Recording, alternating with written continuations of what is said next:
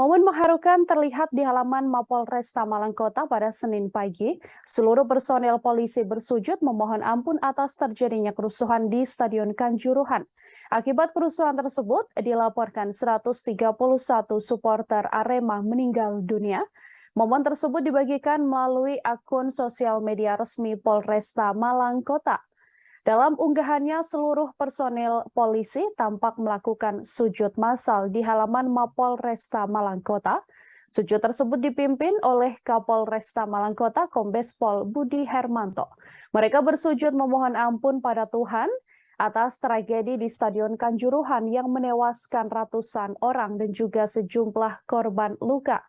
Selain itu, seluruh personil juga meminta maaf pada para korban, khususnya warga Malang Raya.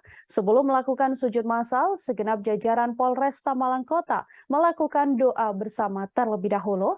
Mereka mendoakan agar para korban diberi tempat terbaik di sisi Tuhan dan keluarga yang ditinggalkan juga diberikan ketabahan.